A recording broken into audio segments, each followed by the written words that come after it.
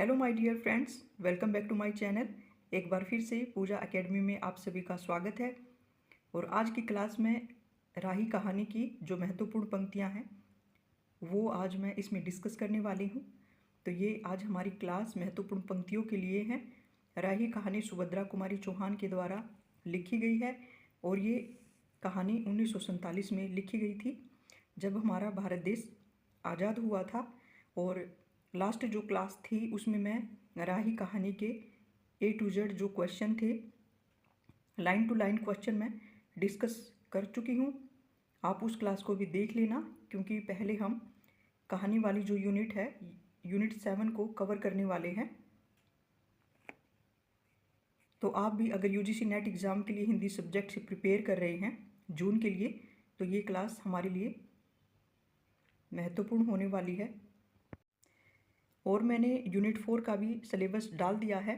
सभी यूनिट को मैंने एक साथ नहीं डाला, क्योंकि एक साथ डालने से कोई भी अच्छे से सिलेबस समझ में भी नहीं आता है और हम फोकस नहीं कर पाते हैं। इसलिए मैंने डिवाइड करके यूनिट वाइज जो भी हमारा सिलेबस है UGC नेट हिंदी के लिए, तो ताकि आप एक एक यूनिट के ऊपर फोकस कर सकें, वो अपने नोट्स बना सकें और सिलेबस को अच्छे से समझ सकें। इसलिए मैंने डिवाइड करके यूनिट वाइज सिलेबस में डालती जा रही हूँ।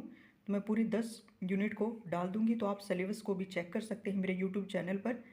तो आज की जो क्लास है राही कहानी की महत्वपूर्ण पंक्तियाँ, हम स्टार्ट करते हैं। जो सबसे पहली पंक्ति है वो है, हमारी जाति मांगरोरी है और हम केवल मांगते खाते हैं। तो जैसा कि हमने देखा था, जो इसके क्वेश्चन किए थे, राही और अनीता जेल में हैं और वो दोनों ही बातें कर रही हैं आपस में, क्योंकि राही अनाज की गठरी चुराने के जुर्म में जेल आई हैं और जो अनीता है वो देश के लिए लड़ते हुए, क्योंकि 1947 में हमारे देश में आंदोलन चल रहे थे, उसी आंदोलन के चलते वो जेल में आई थी।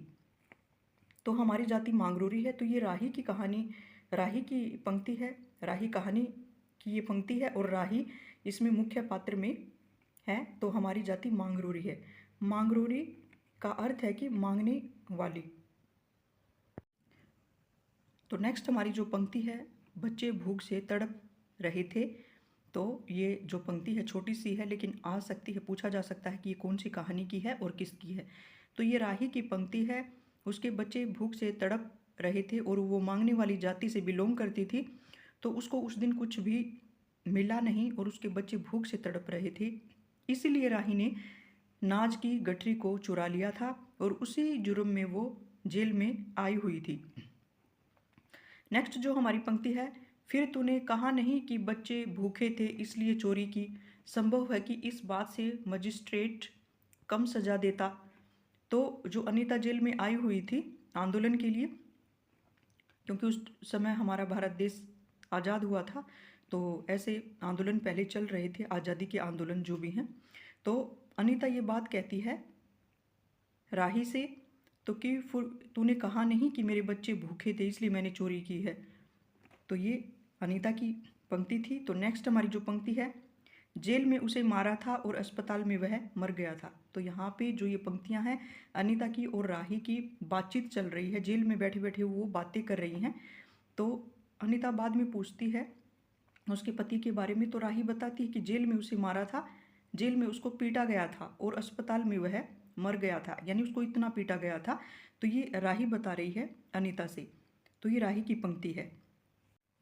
तो नेक्स्ट हमारी जो पंक्ति है, अनीता सत्याग्रह करके जेल आई थी और पहले उसे B क्लास दिया गया था, फिर उसे घर वालों ने लिखा पढ़ी करके उसे A क्लास दिलवा दिया था। तो ये लेखक की ही पंक्ति है और अनीता के बारे में कही गई है, क्योंकि और इस कहानी में कोई ऐसा पात्र नहीं था। तो नेक्स्ट हमारी जो पंक्ति है, हम सभी परमात्मा की संतान है। मोस्ट इम्पोर्टेंट पंक्ति है, पूछ लिया जा सकता है। एक ही देश के निवासी हैं, कम से कम हम सबके खाने पहनने का समान अधिकार ही है। फिर यह क्या बात है कि कुछ लोग तो बहुत आराम से रहते हैं और कुछ लोग पेट के लिए अन्न की चोरी करते हैं। तो ये अनीता ने कहा, जैसे उसने राही के बारे में सुना तो उसको बड़ा ही अजीब लगा, कि वो कहती कि हम सब एक ही परमात्मा की संतान हैं, हम सब एक हैं और फिर भी मनुष्यों में किसी में गरीबी है, किसी में अमीरी है, कोई सिर्फ रोटी के लिए ही लड़ रहा है, कोई देश के लिए लड़ रहा है, किसी की डेली की जो ज़रूरतें हैं खाने पीने की वो भी पूरी नहीं हो रही हैं। तो ये अनीता कहती है इसमें। तो नेक्स्ट जो हमारी पंक्ति है, एक और तो यह कैदी है जो जेल आकर सचमुच जेल जीवन के कष्ट को उठाती है, और दूसरी ओर हम लोग हैं जो अपनी देशभक्ति और त्याग का ढिंढोरा पीटते हुए जेल आते हैं। तो अनीता ने ये पंक्ति कही है। जब उसने राही के बारे में सुना तो वो उसको ज़्यादा अपने से महत्वपूर्ण मानने लगी कि उसका जो कष्ट है वो ज़्यादा है, और वो खुद को वो उसे कमतर समझने लगी, कम समझने लगी कि एक हम लोग हैं जो देशभक्ति और त्याग की बात करते हैं, लेकिन जो सच्चा त्याग है वो राही का है, जो कि अपने भूखे बच्चे के लिए चोरी कर लेती है और वो जेल में आती है। तो ये पंक्ति है यहाँ पे अनीता की। नेक्स्ट हमारी पंक्ति है, हम बड़े अभिमान से कहते हैं कि यह हमारी चौथी यात्रा है और यह हमारी 5वीं जेल यात्रा है। तो वो अनीता की पंक्ति है और सोचते हुए कहती है, जब उनकी बातचीत चल रही थी राही से, तो वो अपने मन में सोचने लगती है कि बड़े ही घमंड और गर्व की बात है कि हम तो कहते हैं चौथी बार जेल आए हैं, क्योंकि राही को 1 साल की जेल हो गई थी अनाज की गठरी चुराने के जुर्म में। तो ये हमारी 8 पंक्तियाँ यहाँ पे कंप्लीट हो जाती हैं। तो नेक्स्ट पंक्ति पे चलते हैं। नेक्स्ट जो इम्पोर्टेंट पंक्ति है राही कहानी की वो ये है, तात्पर्य यह है कि हम जितने बार जेल जा चुके हैं होते हैं उतनी ही सीढ़ी हम देशभक्त और त्याग से दूसरे से ऊपर उठ जाते हैं, और इसके बल पर जेल जाने से छूटने के बाद कांग्रेस को राजकीय सत्ता मिलते ही हम मिनिस्टर और स्थानिक संस्थाओं के मेंबर और न जाने क्या क्या हो जाते हैं। तो ये अनीता ही कहती है ये पंक्तियाँ। राही के बारे में सुनने के बाद उसके मन में बहुत ही अलग अलग विचार आने लगे थे, और वो कहती है कि कितनी बार हम जेल जाते हैं उतनी ही बार हमारी सीढ़ी और हमारी जो पोस्ट है वो बढ़ती चली जाती है, और गर्व से हम फूल जाते हैं कि हमने बहुत बड़ा काम कर दिया है। तो नेक्स्ट पंक्ति है, उसकी देशभक्ति सच्ची देशभक्ति नहीं वरन मजाक है, उसे आत्मग्लानि हुई और साथ ही वह आत्मा अनुभूति भी उसको हुई। अनीता को अनीता की है ये पंक्ति फिर से, कि जब वो राही के बारे में सुनती है, उसके त्याग को देखती है, तो वो कहती है कि जो मेरी देशभक्ति है वो एक मजाक की तरह है, और आत्मग्लानि महसूस होती है, वो कम समझने लगती है राही से खुद को। तो इसीलिए यहाँ पे अनीता की ये मोस्ट इम्पोर्टेंट है, ये भी आ सकती है, छोटी सी पंक्ति है लेकिन इम्पोर्टेंट है। तो नेक्स्ट हमारी जो पंक्ति है, वास्तव में सच्ची देशभक्ति तो इन गरीबों के कष्ट निवारण में है, ये कोई दूसरी नहीं हमारा ही भारत माता की संतानें हैं, और इन हजारों लाखों भूखे नंगे भाई बहनों की यदि हम कुछ भी सेवा कर सके, तो थोड़ा भी कष्ट निवारण कर सके, तो सचमुच हमने अपने अपने देश की कुछ सेवा की।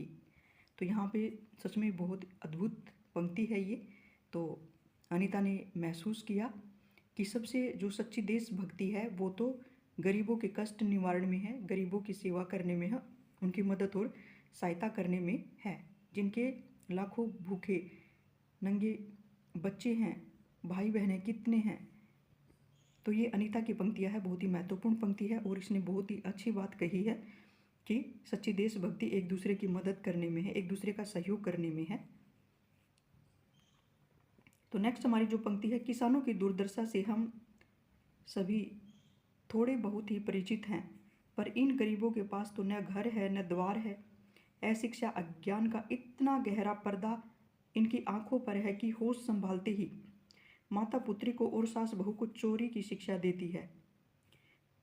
कहती है अनीता फिर से कि किसानों की दुर्दशा से तो हम थोड़े परिचित भी हैं, लेकिन इन गरीबों की हालत से तो कोई परिचित ही नहीं है, और ये थोड़ी सी बड़ी उम्र में होने के बाद एक दूसरे को चोरी की बात सिखाते हैं, क्योंकि रोज़ उनको मिलता नहीं था, भीख भी नहीं मिलती थी। तो यहाँ पे किसानों की दुर्दशा की बात आई है। तो भारत दुर्दशा नाटक भी हमारे सिलेबस में लगा हुआ है, तो इस बात से बिल्कुल कंफ्यूज नहीं होना है। तो इस बात को आपको ध्यान रखना है, कई बार पूछी भी जा सकती है पंक्ति, इसलिए आपको ध्यान रखना है कि राही कहानी की ये पंक्ति है, अनीता की पंक्ति है ये। तो नेक्स्ट है, क्या मानव जीवन का यही लक्ष्य है? लक्ष्य है भी कि नहीं, कि मानव जीवन का यही लक्ष्य है क्या धरती पे आने के बाद? ये अनीता की पंक्ति है। तो ये यहाँ पर हमारी 13 पंक्तियाँ हो चुकी हैं। चलते हैं नेक्स्ट पंक्ति पर। नेक्स्ट हमारी जो पंक्ति है इम्पोर्टेंट, सतह के ऊपर तक पहुँच पाने वाली कुछ एक महान आत्माओं को छोड़कर सारा जन समुदाय अपने में ही गुम रहता है, अन्यथा मानवीयता से बढ़कर कौन सा मानव धर्म है? राही जैसी भोली भाली किंतु गुमराह आत्माओं के कल्याण की भी साधना जीवन की साधना होनी चाहिए। तो बहुत ही मोस्ट इम्पोर्टेंट भी है और बहुत ज़्यादा अच्छी बात भी इसके अंदर बोली गई है, कही गई है कि कुछ आत्माएं ही होती हैं जो जीवन में एक अच्छा जीवन जी पाते हैं और सब कुछ हासिल कर पाते हैं और अपने जीवन का मकसद जान पाते हैं। लेकिन जो राही जैसी जातियों की लड़कियां हैं या जो परिवार हैं, वो सिर्फ रोटी के लिए ही लड़ते रह जाते हैं और उन्हें अपने जीवन का कोई मकसद नहीं मिलता, कोई शिक्षा नहीं मिलती, अच्छी सुख सुविधाएं उनको नहीं मिलती।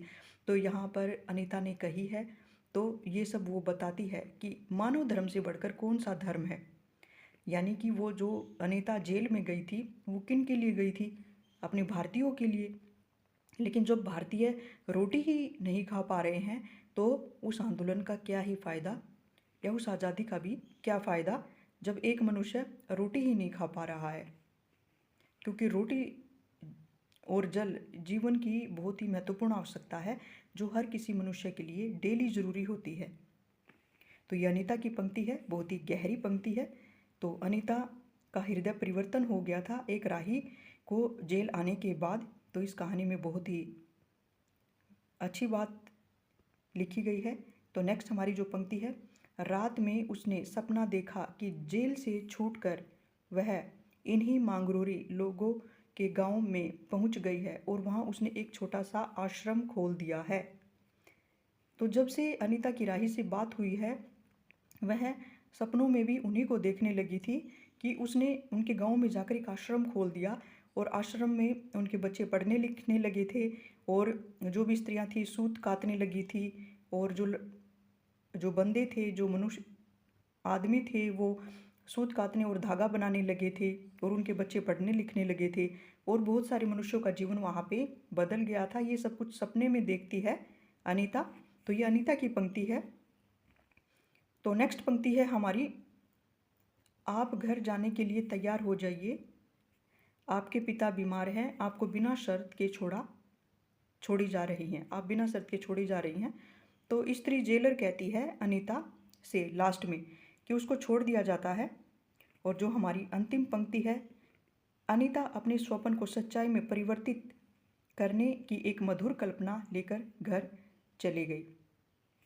तो अनीता ने एक सपना देखा कि मांगरोरी जाति के लिए कुछ करेगी, उन समाज के लिए, और अनीता एक उसी मधुर सपने को लेकर घर चली गई ताकि वो उनके लिए कुछ कर सके और उसको जैसे कि जेल में रहते हुए एक मकसद मिल गया कि जीवन में सच्ची देशभक्ति क्या है, मानव का सच्चा धर्म क्या है।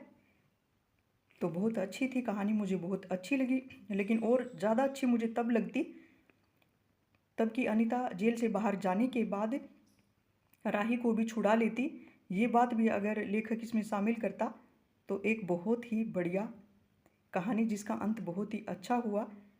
लेकिन जैसा कि लिखा है, अनीता उनके लिए कुछ करना चाहती थी और उसका जो लक्ष्य था वो अडिग था और वो निश्चय ही उन लोगों के लिए कुछ करेगी। तो हमें भी करना चाहिए। इस कहानी के जरिए यही है कि जो भी ज़रूरतमंद है, कहीं भी हमें अगर ऐसे ज़रूरतमंद इंसान मिले तो हमें रोटी से ज़रूर सहायता करनी चाहिए, क्योंकि हम मनुष्य हैं और मानवीयता सबसे बड़ा धर्म है हम सबका। तो फ्रेंड्स, यहाँ पे हमारी इस क्लास की बहुत ही अच्छी पंक्तियाँ कंप्लीट होती हैं। आई होप कि आपको ये याद रहेंगी, आप कभी भूलेंगे नहीं। तो ऐसे जब हम एक दूसरे से डिस्कस करके पढ़ते हैं तो वो ज़्यादा याद रहता है। और कहानी वाला पार्ट मैंने इसीलिए सबसे पहले रखा है क्योंकि कहानियाँ जो होती हैं बहुत आसान होती हैं और कहानियाँ आसानी से याद भी हो जाती हैं। तो ताकि एक अच्छा सा बेस बन सके हमारा, इसलिए मैंने 7 यूनिट को पहले रखा। कहानियाँ याद भी होती हैं, इसलिए कहानियों वाली जो यूनिट है उससे हमारा कोई भी क्वेश्चन छूटने ना पाए, कोई भी गलत ना होने पाए, हमारी यही कोशिश रहेगी।